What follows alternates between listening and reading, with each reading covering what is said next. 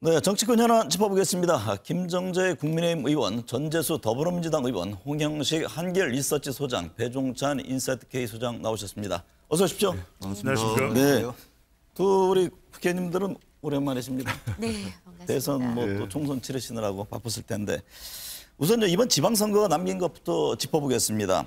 배종찬 소장님, 네, 4년 만에 뒤집혔다 이렇게 보면 되는 겁니까? 그렇습니다. 뒤집혔습니다. 네. 4년 전에는 더불어민주당이 14곳이었거든요. 네. 14곳인데 이번에는 국민의힘이 12곳, 뭐 정확하게 완전 14곳 이렇게 뒤집히지는 않았지만은 네. 4년 전과 달라졌다. 네. 완전히 반대가 됐다. 네. 그만큼 저는 민심이 무섭다고 봅니다. 지난번에 4년 예측한 전에- 게 맞으셨나요? 이렇게 왜 우리 예, 지난번에 판넬에서- 제가 12대 5로 네.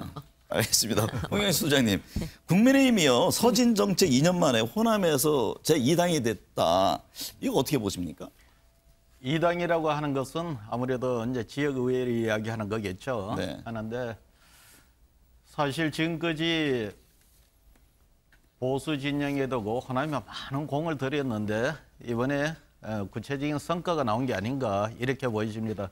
지난 대선 때도 보면은 윤석열 당시 후보가 목포에도 다녀갔고 네. 신안도 다녀갔고 신안 다녀갈 때 뒤를 이어 이준석 대표도 신안을 다녀갔어요. 네. 그리고 대선 전에 5.18 광교도 다녀가고 직후에 대선 취임하고도 또 그렇게 하시고 네. 상당히 공을 들였는데 그 결과가 나오지 않았는가 이렇게 보여집니다. 네.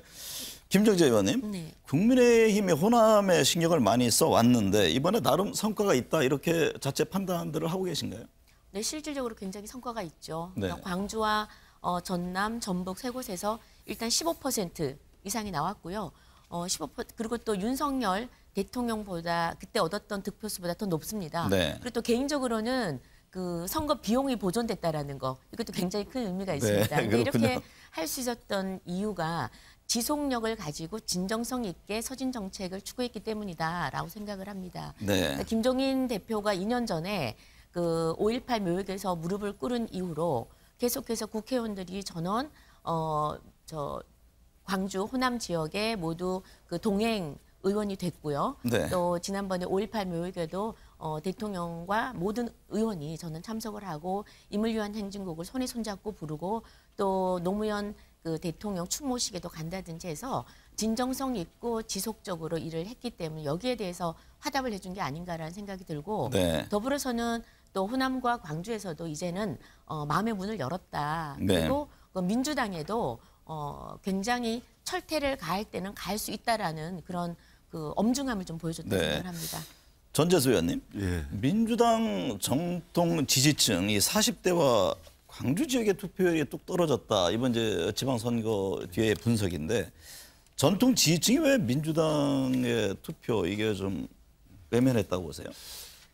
가장 근본적이고 근원적인 문제는 결국은 우리 지지자들 또 국민들께서 민주당의 어떤 변화 네. 또는 희망을 찾지 못했다. 네. 민주당 입장에서는 그런 것을 보여드리지 못했기 때문에 이 짧은 시간에 불과 2년도 안 되는 시간에 이제 서울 부산시장 재보궐선거 그다음에 대통령 선거, 지방선거까지 무려 3연패를 해버리는 네. 그런 결과가 나온 것 같습니다. 관건은 변화와 희망을 만들어낼 수 있느냐 없느냐 이것이 앞으로도 관건이 될 것 네. 같습니다. 네. 제가 사전에 질문 첫 번째로 뭐냐면요. 쓰는 판넬인데 이번 선거가 여에게 주는 국민의 메시지 과연 무엇으로 받아들여야 할지 홍 소장님 먼저 말씀해 주시죠. 저는 뭐 여론조사를 하고 있으니까 민심으로 풀겠습니다. 민심 중심. 네. 이번 서울시장 공천 과정도 놓고 본다면은 민심의 중심으로 한 민주당 공천 논쟁이 벌어졌다기보다는 당심 중심이었는데 네. 그 과정에서 좋은 평가를 못 받았고 예를 들어 국민의힘 같은 경우도 사실 강원 같은 경우 윤심으로 갔다가 결국 민심으로 바꾸어서 강원도 이겼죠. 네. 반면 경기도 같은 경우는 민심에 앞섰던 후보 대신 윤심, 당심을 앞선 후보를 내었다가 실패를 했습니다. 네. 결국은 민심을 중심으로 해야 한다. 그 결과입니다. 네. 민심 중심. 김정재 의원님. 저는 민생 해결입니다. 아, 민생 해결. 네. 네. 지금 이번 선거는 전체적으로 봤을 때 지난 대선 때보다 약 한 10% 정도 표를 더 많이 얻었는데요. 네. 이렇게 국정 운영에 동력을 준 거다. 이 이유가 뭐냐면 지금 다른 거 다 뒤로 하고 일단 먹고 사는 게 제일 힘들다. 네. 그러니까 지금 윤석열 정부는 국민들의 먹고 사는 이 문제를 반드시 해결하라는 의미에서 저는 네. 이번에 국민의힘에게 힘을 좀 주었다고 생각을 합니다. 결국 민생 해결이었다. 네. 배종찬 수장님은 네, 민심은 천심입니다. 아, 그러니까 4년 전에 지방선거 때는 더불어민주당에 힘을 실어준 국민이거든요. 네. 한번 해봐라. 남북관계도 2018년 좋았고 북미 정상회담도 있었고 마찬가지로 이번에는 윤석열 정부 대선 결과가 사실상 또 이 신구 세력 갈등이 결정되지 않은 겁니다. 네. 승패가. 그래서 국민들은 또 이번 지방선거는 또 국민의힘에 힘을 실어준 겁니다. 한번 해봐라. 네. 그리고 저는 2년 뒤가 더 중요합니다. 잘하면 2년 뒤에 또 힘을 실어줄 수가 있고 총선 때. 그게 아니라면 더불어민주당이 또 2년 뒤에 개혁을 하고 혁신을 하고 또 살을 도려내는 그런 또 노력을 하고 쇄신을 하면 그때는 또 다른 평가가 있을 것이다. 네. 정말 무서운 민심입니다. 네. 전재수 의원님은 네. 어떤 국민의 메시지를 읽었습니까? 저는 변화와 혁신을 하라. 예. 만약에 이번에 변화와 혁신을 하지 못하면 민주당이 3연패를 넘어서서 4연패, 5연패, 6연패가 앞으로도 할 네. 수밖에 없다. 그래서 이 변화 혁신이야말로 이번에 우리 국민들께서 민주당에 던진 메시지라고 생각을 하고 뿐만 아니라 이것은 비단 민주당뿐만이 아닙니다. 예를 들면 경기도지사 선거 같은 경우는 이제 김은혜 후보를 김동연 후보가 이겼지 않습니까? 네. 사실은 김은혜 후보는 윤석열 대통령의 의중이 많이 반영된 그러한 공천이었고 이것은 이제 경기도 민심이 윤심에게 견고한 측면도 있는 것이죠. 네. 이것은 바로 전반적인 정치권에 대한 변화 혁신, 네. 특히 민주당에 더 많은 요구를 하겠지만 여야 정치권 모두에게 던지는 우리 국민들의 메시지였다 그렇게 생각합니다. 여야 가릴 것 없이 변화와 혁신에 대한 주문이다. 이런 해석이시군요. 배 수장님. 네. 대선 때 이재명 후보 우세 지역일수록요. 지방선거 투표율이 낮았다고 하는데 이 점은 어떻게 해석해야 합니까? 민주당 지지층들의 실망과 피로감이라고 봐야 되겠죠. 네. 그러니까 대선 때는 정말 웬만하면 나갔습니다. 그래서 인천에서도 이재명 의원이죠. 이제 이재명 의원이 더 많은 득표를 했었는데 그러니까 대선 이후에 자중질환하고 있는 민주당의 모습 또 악재 계속해서 발생을 했고요. 그러다 보니까 실제로 이번 선거에서 출구조사 자료에 따르면은 전통적인 민주당 지지층입니다. 40대 남성의 투표율이 40.9%밖에 안 됩니다. 네. 절반도 안 됩니다. 그런데 국민의힘의 지지 성향이 강한 60대 이상 남성은 73.9%나 됩니다. 네. 그러니까 말 그대로 실망스럽고 또 피로감도 있는 거죠. 또 나가야 돼? 또 투표해야 돼? 광주의 투표율이 37.7%밖에 안 됩니다. 저는 깜짝 놀랐던 것이 네. 처음에 37.7 그래서 이게 체온인가? 네. 36.7인가? 그럴 정도로 정말 한 3분의 1 정도의 유권자만 광주에서 나왔다. 저는 민주당에서는 뼈아픈 투표율로 네. 보입니다. 홍 수장님. 여야 할 것 없이요. 경기도 승리를 해야만 진짜 승리다. 이런 얘기들을 했잖아요. 예, 그렇게 근데 했죠. 어쨌든 엎자락뒤자락하다 막판 뒤집어서 김동연 민주당 후보의 승리로 마무리됐는데 이 점은 어떻게 읽어야 합니까? 이거는 향후 여야가 이 메시지를 중요하게 봐야 될 것 같습니다. 어깨 민심 중심이라고 했는데 가장 전형적으로 나타난 곳이 경기도입니다. 네. 예를 들어 경기도 같은 경우 지금 보면은 공천하고 이번에 선거 전략 캠페인도 그렇습니다. 윤핵관 이야기하는 선거가 아니에요, 거기가. 네. 그럼에도 불구하고 윤핵관을 이야기했지만 졌습니다. 이것은 무슨 이야기냐면 경기도 선거뿐만 아니고 윤 대통령이 국정 운영하는 데 있어서 경기도 선거와 같이 국정 운영하면은 안 좋은 결과가 올 수 있다는 메시지고 네. 야당으로 봐서도 보시면은 그 지역의 후보가 사실 당내 활동 오래 한 분 아니에요. 김동연 같은 경우. 네. 그럼에도 불구하고 당내 경험이 없는 분이 후보가 돼서 당선까지 갔습니다. 네. 당내에서 오랫동안 삼선, 하선하고 당내 오래 생활했던 분들이 경선에서 아주 큰 격차로 졌습니다. 네. 결국 뭐가면은 민주당도 지금까지는 보면은 당심 중심으로 당을 운영하고 정치를 했는데 네. 당심 중심의 정치를 탈피해야 된다. 그 메시지입니다. 네, 김 의원님, 네. 국민의힘으로서는 아쉬움이 클 것 같아요. 일각에서는 이게 윤심보다는 민심의 정답이 있었던 것 아니냐. 이제 경선 과정에서의 그 후보들의 득표 과정을 들어서 하는 얘기인데 이 점은 어떻게 봅니까?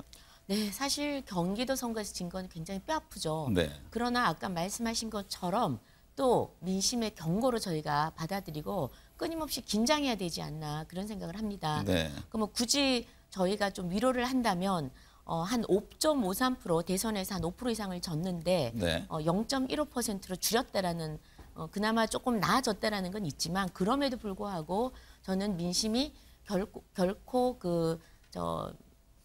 지금 함부로 느슨하게 있지 마라. 네. 경계하면서 경고의 의미도 담겨 있다, 그런 이런 경고의 의미 담겨 있고요. 그다음에 당시를 한번 회고를 해보면 당시 사실 굉장히 김동연 부총리가 나오고 그 유승민 대표가 나왔을 때 경기도 선거에 별로 흥미가 없었습니다. 그때는 네. 뭐 대구 쪽으로 많이 갔었죠.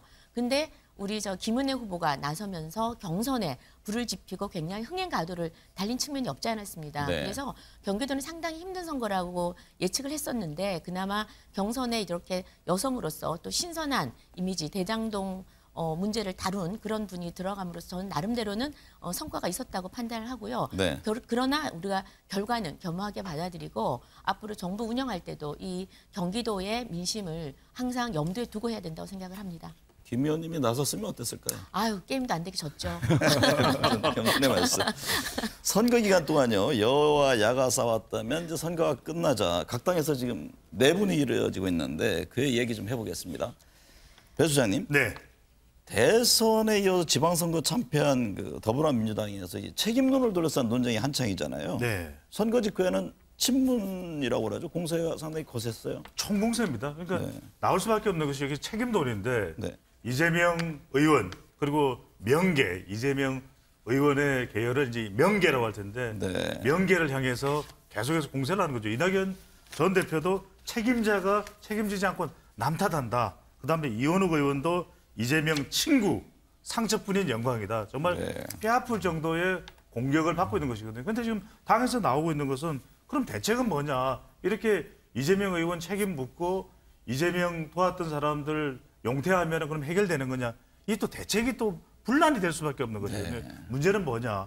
그래도 수습하고 지지율을 좀 복원시키고 해야 되는데 옆에 전재소 의원 계시지만 과연 이렇게 되면 전당대회도 흥행 못하는 거 아니냐. 네. 이런 우려까지 나오고 있습니다. 네, 말씀하신 대로 이 책임이 누구고 특정 한 사람에 쏠릴 문제냐라는 여러 지적들이 있는데 전 의원님 연석회의에서 뭐 공천 과정에 대한 조사 얘기까지 나왔다고 하는데 실제 분위기가 어땠습니까? 예, 지난주 금요일 날 이제 2시부터 오후 6시까지 4시간 동안 저희들이 이제 치열한 토론을 했는데 우리가 뭐 치열한 토론이라 그래서 뭐 거친 말들이 왔다 갔다 하고 그런 것은 아니었습니다. 네. 어떻든 이번 그 지방선거가 또 지방선거 이후에 벌어지고 있는 여러 가지 책임론이라든지 선거 평가와 관련해 가지고 우리가 이제 선거 지고 나면은 당연히 나오는 분란이다. 뭐 대충 뭐 수습하고 넘어가면 되겠지. 이러한 자세와 태도는 완전히 벗어나 있는 거는 같습니다. 네. 우리가 이번에 제대로 변화하고 혁신하지 못하면은 계속해서 우리가 국민들께 반성과 성찰을 이야기할 수밖에 없는 선거 네. 지고 난 뒤에 매번 그럴 수밖에 없는 상황이 올 수 있다라는 이제 절박감을 가지고 있고 오히려 이제 그 연석회의에서는 그런 말들이 안 나왔는데 어제 이제 소위 말해서 이제 뭐 당내 강경파라고 이야기하는 분들이 좀 이야기가 좀 나와가지고 그렇죠. 김남국, 김용민 그렇습니다. 당내 의원들이 선거운동 때부터 이거 이재명 죽이기 기획했던 것 아니냐. 예, 그러니까 이런 또 이게 지적을 했어요. 보니까 멘트가 일부 의원들이 이재명 죽이기 기획을 했다 그러면 이렇게까지 이야기할 거면 일부 의원들이 누군지 말씀을 하셔야죠. 네. 예, 이렇게 해서 서로 이제 책임을 미룬다거나 남 탓을 해가지고는 우리가 제대로 된 어떤 대안적 리더십, 제대로 된 변화와 혁신을 만들어낼 수 없다. 그래서 네. 이런 이야기들은 사실은 좀 하지 않는 것이 네. 문제를 수습하는데 또 대안적 리더십, 당의 새로운 질서와 당의 새로운 기풍을 만드는데 중요하다 이렇게 네. 생각합니다. 김 의원님, 뭐 상대당 얘기입니다만 선거 패배한 뒤에 어느 당이나 뭐 이런 그 뭐 논란과 논쟁 또 부닥침이 있잖아요. 어떻게 보고 계세요? 원래 지고 나면 말이 없어야 되는데 말이 더 많습니다. 네, 늘 그래서 그렇더라고요. 네네. 네. 그래서 의총을 하게 되면 양쪽에서 패배 원인을 가지고 굉장히 격돌을 하게 되는데 이게 정말 진심 어리게 내가 왜 졌는지에 대한 통렬한 반성이면 이게 앞길이 보입니다만 네. 지금 민주당에서도 이렇게 지금 격돌하는 게 결국은 지금 8월에 전대에서 누가 당권을 잡을 거냐. 네. 결국은 밥그릇 싸움의 전초전이란 그게 말이에요. 이제 내후년 총선 공천권으로 그렇죠. 이어지는 공천권으로 거죠. 이어지기 때문에 국회의원들은 사활을 걸고 어떻게 생각하면 자기 목숨 지키기나 다름이 없죠. 네. 그런 모습이 사실은 연출이 되고 있는데 국민들은 다행히도 이걸 잘 모릅니다. 네. 그래서 국민들 입장에서는 이렇게 싸우고 격돌하는 모습은 결코 보기 좋지 않다. 네. 그래서 안에 내부야 어떻든 간에 우리 정치하는 사람들은 항상 마지막에 생각해야 될 거는 국민이다. 국민의 네. 눈높이에 맞춘 그런 모습을 보이는 게 맞지 않을까 싶고요. 그 저희 당에서도 예전에 새누리당 때부터 친박 친이 싸우는 거 저희 많이 봤습니다. 네. 결국 그게 우리 당을 망하게 한 겁니다. 네. 그래서 그것보다는 국민 눈높이 항상 생각하시고 뭐 당권 투쟁 당연히 해야겠지만 금도라는 게 있다라는 네. 생각이 듭니다. 네. 그래서 국민들 마음을 좀 헤아리면서 반성해 주시길 바란다. 네. 그런 말씀 드리겠습니다. 홍 소장님, 친문, 친명이라고 일컫던데 이 내전 도랩이 아무래도 이제 총선 공천권, 이 당권 때문이겠죠? 아무래도 그렇죠. 네. 지금 이 대립은 지금 지난 대선을 그 이전부터 일정하게 이어져 온 구도입니다. 그리고 그것이 일시적인 현상이라보다도 당내 구조적인 어떤 전선을 형성하고 있습니다. 그러다 네. 보니까 이 이번 당권 경쟁은 굉장히 치열할 수밖에 없고 이 당권 경선 구도에서 국회의원의 공천권 그리고 그 다음 대선까지 바로 다 연결이 되게 되어 있습니다. 그래서 굉장히 첨예하게 진행되고 있고 그래서 뭐 지금 진행되는 거에 보면은 이미 선거 전부터 모의를 했다는 식으로 상호간에 비방할 정도로 치열합니다. 네. 제가 그래서요, 다음에 쓰는 판넬 주문을 과연 이재명 의원은 당권을 잡을 수 있을까 없을까 솔직한 여러분의 생각을 한번 들어보고자 합니다. 배 수장님이 제일 네. 먼저 또 올리셨네요. 저는 몇 가지 시나리오가 있습니다. 결과적으로는 이재명 의원이 당대표가 되느냐 아니냐 네. 이런 기준으로 지금 전망이 되고 있거든요. 그렇다면은 당권에 도전한다면은 이재명 의원을 대체할 사람이 또 경쟁자가 누가 있느냐? 없어 보입니다. 그러니까 중요한 것은 전당대회를 예상할 때 대안이 있느냐? 없다. 네. 그렇다면 영향은 이재명 의원의 영향력, 친 이재명계 무시 못하거든요. 네. 그다음에 마지막으로는 공천권입니다. 네. 결국 2년 뒤에 그 공천권을 가지고서 지금 개파 간에 속내는 드러내지 않지만 그 욕구가 있을 수밖에 없다. 그렇지만 전재수 의원께서 말씀하셨던 대로 분란은요. 그러면 네. 이런 서로 간의 충돌 속에서 낮아지는 지지율은요. 고민이 있어 보입니다. 네, 1,600만 표를 얻은 이재명 의원에는 어떤 대안이 있겠느냐? 당권 수선으로 갈 것이다. 이런 진단이시네요. 홍 소장님은요? 뭐 동그라미인지 뭐 영을 쓴 건지 아마 여러 당권 의미- 잡지 않겠나 이렇게 봅니다. 네? 당권을 잡지 않겠나. 네. 배 소장님 잡을 것으로 보시는군요. 네네. 의견으로 봐서 경쟁자가 없다.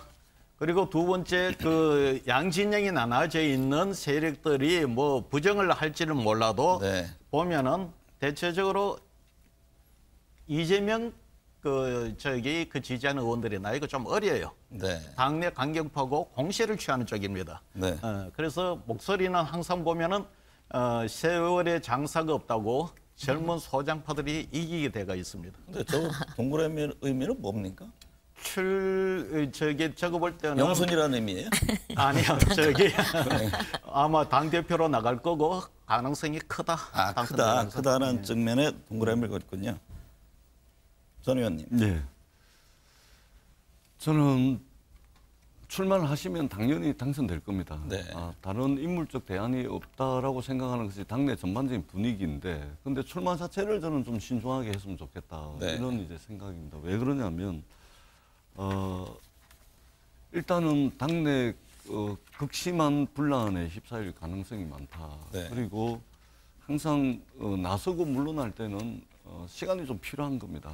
예, 대선 치르고 또 보궐선거 치러서 원내 입성을 하셨는데 또 내친 김에 그냥 또 당권 도전까지 하는 것보다는 네. 당의 어떤 새로운 질서, 새로운 기풍, 제가 질서와 기풍 말씀을 많이 드리는데 네. 이것을 세우는 데 있어서 뭐 당내에서 좀 역할을 뒤에서 좀 해주시고 그리고 내부적으로 좀 이런저런 것들을 좀 추스리는 그런 시간들이 좀 필요하지 않나 이렇게 네. 생각을 하기 때문에 출마하시는 것보다는 조금 좀 신중하게 좀 여러 의견들을 좀 들어주십사 하는 네.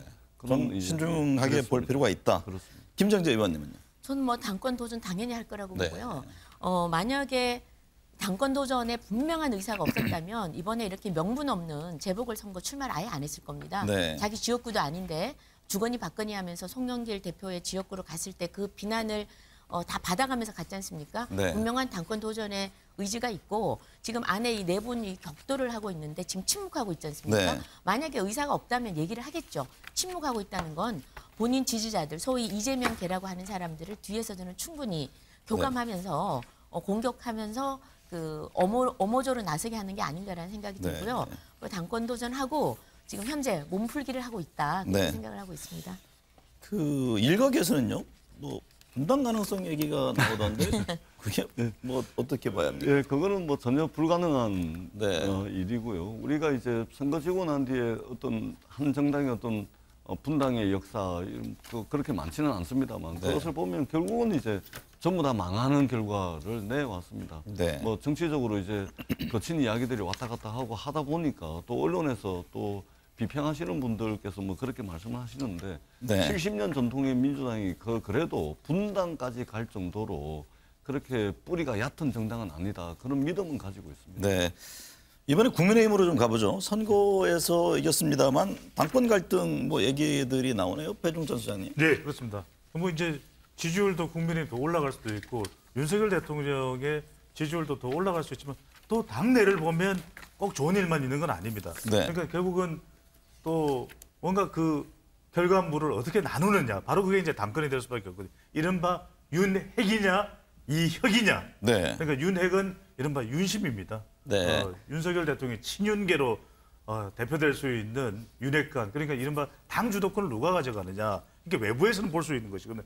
그 반면에 또 이준석 대표 흔들기가 있지 않겠냐. 그래서 이준석 대표는 발빠르게 혁신위원회 그래서 이혁이거든요. 근데 네. 혁신위원회에서 공천을 다룰 수밖에 없다. 이렇게 지금 최재형 혁신위원장이 이야기하면서 공천권은 정말 국회의원들한테는 제일 중요하거든요. 네. 두 분 계시지만 그래서 저는 이게 빌미로 불씨로 또 당내의 내용이 있지 않겠냐라는 분석도 나옵니다.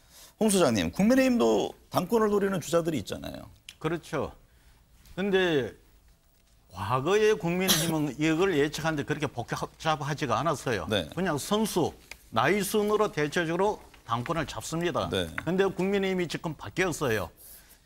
국민의힘은 두 개의 세력이 있습니다. 2030을 대변하는 미래세력 이준석과 기존 기득권 세력의 대립을 하고 있는데 윤석열 대통령 정권 초기에는 아무래도 소위 말하는 윤핵관 중심의 어떤 당 체제를 원하겠죠. 그러나 지금 지난 당대표 때 봐왔고 지금 최근자의 선거에서 보듯이 2030 세력의 당내 영향력이 굉장히 커져 있습니다. 네. 그래서 지난 당권 대결과 마찬가지로 이번에도 노장 대결이 크게 펼쳐질 가능성이 큽니다. 네. 김 의원님, 이준석 대표는 당대표 조기 사퇴 설에 대해서 일축을 했어요. 그러면서 말씀하신 혁신위를 가동을 했는데 윤리위원회 날짜가 잡혔다고 하네요. 네, 뭐 5월 지금 6월 말이라고 하는데 약 한 24일 제가 알기로는 24, 4, 5일 네. 정도로 잡혔다고 합니다. 네. 이준석 대표가 윤리 공개 회의를 요구했다고 하는데 그게 가능합니까? 그러니까 공개 회의를 요구를 본인이 한다고 해서 네. 결정되는 건 아니죠. 네. 그 이항희 위원장과 또 그 윤리위원회 위원들이 결정할 문제고요. 저는 이렇게 공개를 내가 요구하겠다라는 것 자체가 이 문제를 굉장히 이제 그 여론화시키겠다. 본인 성상납 그 의혹 문제라든지 이런 문제를 여론화시켜서 여론을 그 지선과 대선에 승리한 네. 이준석 그리고 또 혁신위를 이끌어서 당을 개혁하려는 이준석 또 우크라이나를 다녀오는 이준석 네. 대표로 이렇게 각인을 시켜서 아마 이 문제를 공개로 하면서 본인의 지지율과 같이 함께 평가를 좀 받으려고 하는 그런 의도에서 이런 말씀을 하신 게 아닌가 싶고요. 네. 이 결정은 결국은 윤리위에 내부에서 하는 걸로 알고 있습니다. 네. 예. 전 의원님, 예. 이준석 대표 움직임에 관심이 쏠리는데 어쨌든 뭐 당권을 어떻게 가져갈 것이냐 이것도 굉장히 중요한 문제 아닙니까? 전 의원님이 보시기에 국민의힘 조기 전당대회 문제는 어떻게 보세요? 근데 이게 규정을 보니까요. 6개월 이상 당대표 임기가 남으면 그 남은 임기만 하도록 돼 있어서 과연 지금 누가 참여하겠냐. 그래서 내년 뭐 2, 3월쯤 되지 않겠느냐. 또 이런 얘기들도 나오네요.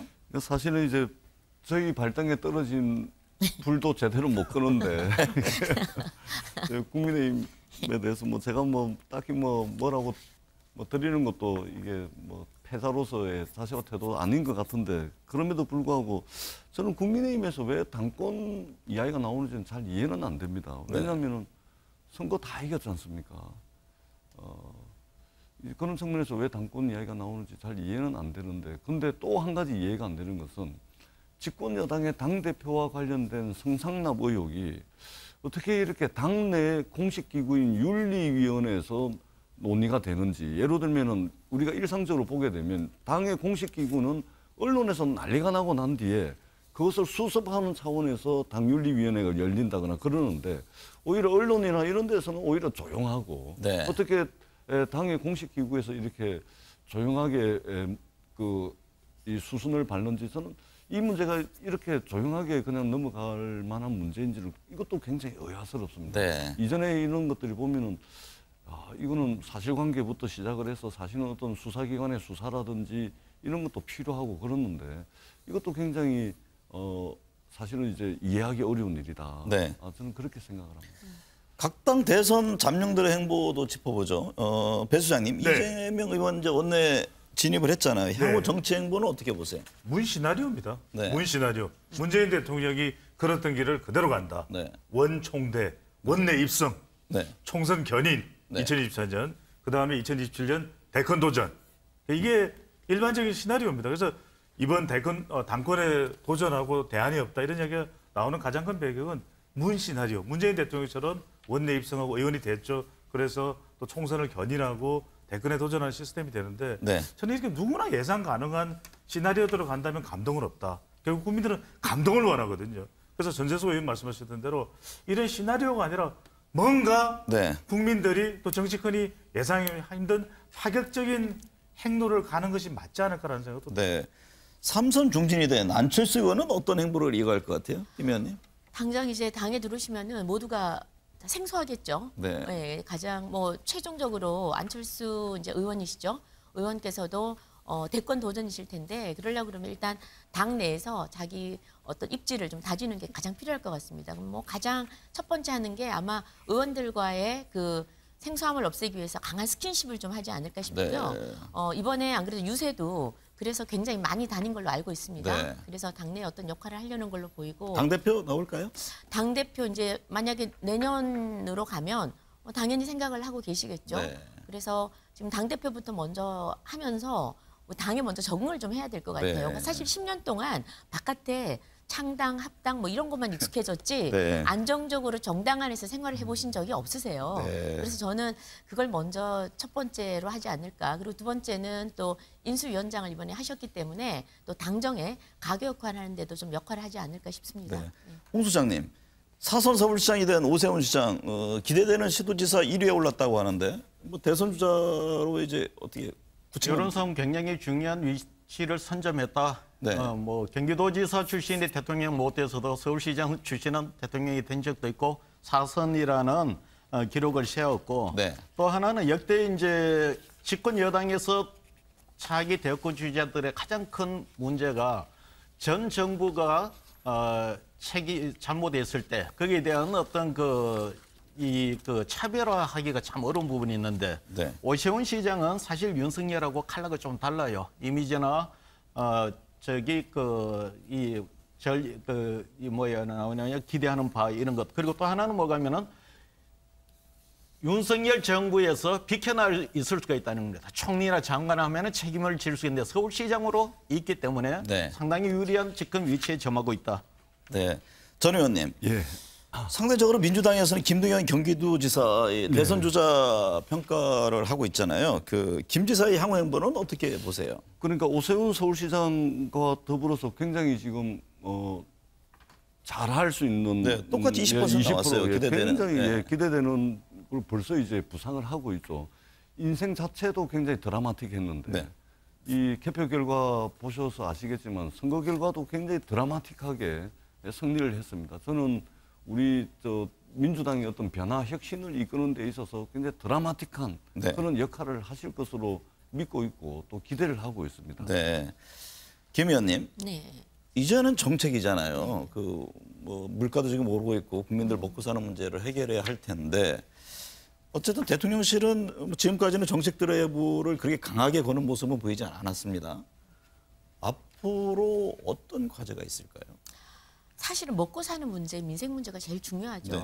그래서 지금 다들 아시겠지만 물가가 엄청나게 뛰고 있습니다. 네. 그리고 원자재 값도 폭등하고 있고 이런 문제를 해결하기 위해서 지금 그 경제 문제에 가장 주안점을 둬야 된다고 생각을 하고 네. 장기적인 소위 국정과제, 어떤 노동개혁이나 교육개혁, 연금개혁 또는 부동산 규제 완화 등등 이런 장기적인 국정과제는 지금 당장 드라이브를 걸기에는 굉장히 힘든 난관들이 많습니다. 네. 가장 먼저 지금 여소야대 국면에서 지금 그 관련해서는 법 개정이 돼야 되는데 네. 이런 상황에서는 치고 나갈 수가 없는 겁니다. 네. 특히나 이번 이 지선 결과가 굉장히 민주당에서 나빴기 때문에 안에 지금 내부 갈등이 심합니다. 네. 그래서 전혀 국회에 지금 지도부도 구성이 안 되고 있기 때문에 이런 구성을 할 경우는 또 선명성 경쟁을 하게 됩니다. 소위 대여 투쟁을 누가 더 세게 하느냐 네. 이런 사람들이 관심을 받기 때문에 그 민주당 내의 그 상황을 보면 더욱더 윤석열 정부에게는 지금 어려운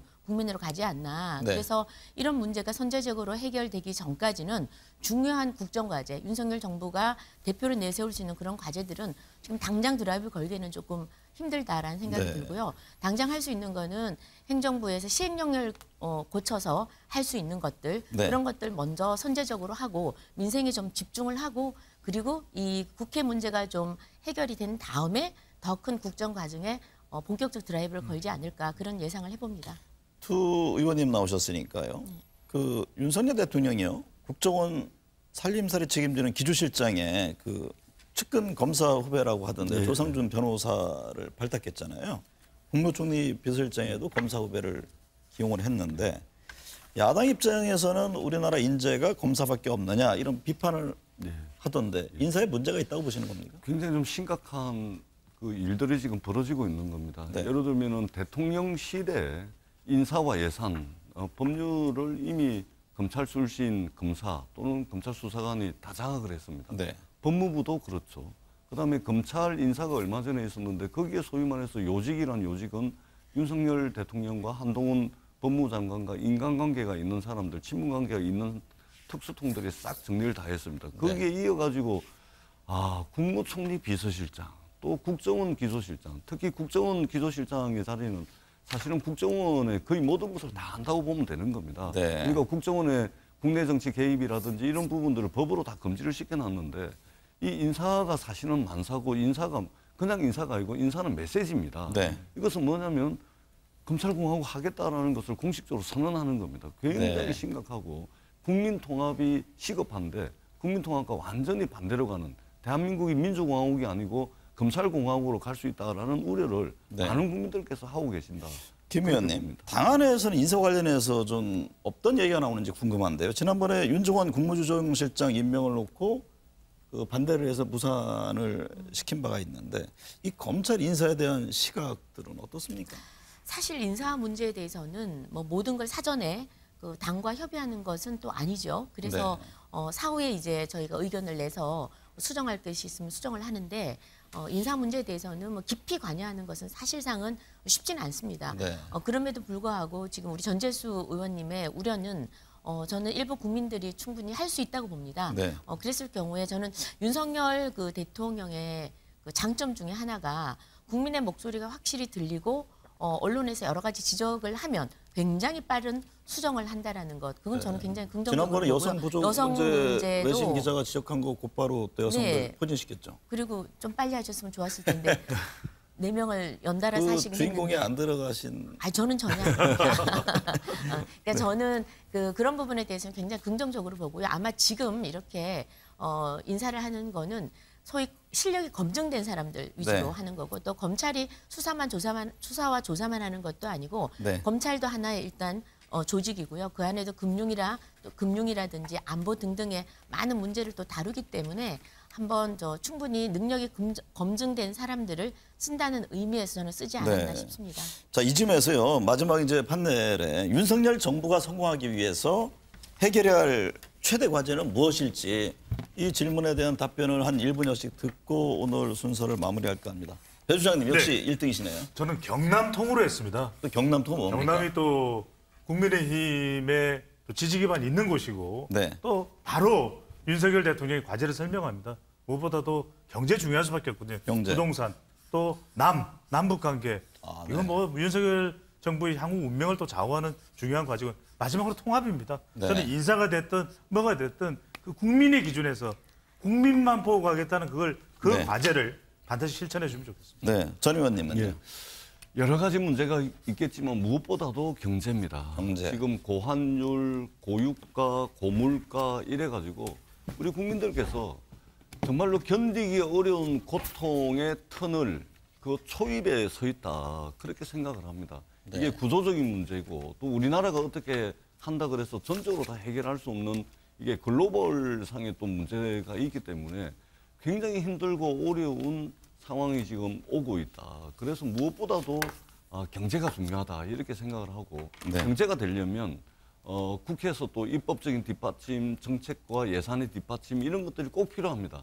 그러려면 여야 협치가 잘 돼야 되고 그러려면 기본적으로 윤석열 정부에서 국민 통합에 대한 어떤 메시지, 네. 국민 통합을 위한 여러 가지 노력들을 집권 여당이 나서서 해주셔야 된다. 그렇게 네. 되면은 그나마 힘들고 어려운 구조적인 문제를 조금이라도 우리가 해결할 수 있지 않을까 그런 기대를 가지고 있습니다. 네. 김정재 의원님은요. 네, 저도 뭐 경제의 다른 말입니다. 먹고 사는 문제인데요. 네. 지금 뭐 어떤 안보니 어떤 이유를 뭐 어떤 것 대한민국의 미래를 위해서 어떤 이슈를 대더라도 먹고 사는 문제가 해결되지 않으면 다들 허황된 게 아닌가 그런 생각이 들고요. 지금 대한민국의 경제 성장 엔진이 점점 꺼져간다고 많이 걱정을 합니다. 네. 그래서 아이를 낳기 위해서는 또 일자리가 있어야 되고요. 결국 일자리를 있게 하기 위해서는 뭐 경제가 잘 돌아가야 되는데 이 모든 거는 결국 국민들한테는 먹고 사는 문제를 해결하는 정부가 박수받는 정부가 될 수 있지 않을까 생각을 해봅니다. 네. 홍영식 소장님은 어떻게 보셨어요? 양극화 극복과 사회적 갈등 해소입니다. 우리나라 경제 규모로 볼 때 우리나라 전 국민들 편안하게 잘 먹고 살 수 있는 규모가 됩니다. 문제는 전 정부에서 직군 업종별 이 고용 구조별 또 다른 전선이 만들어졌고 네. 또 정치적으로 세대 간, 젠더 간 대립으로 끌면서 이 경제적 이 자원을 활용을 해버렸어요. 네. 그래서 이것이 경제 성장 발전 그 회전도 중요하지만은 이것을 어떻게 정치적으로 이용되는 이 경제적 자산을 정상적으로 되돌려 놓느냐 이것이 사회적 경제적 통합입니다. 네. 결국 경제와 통합 이게 중요하다. 네 분의 공통된 주문으로 이해를 했습니다.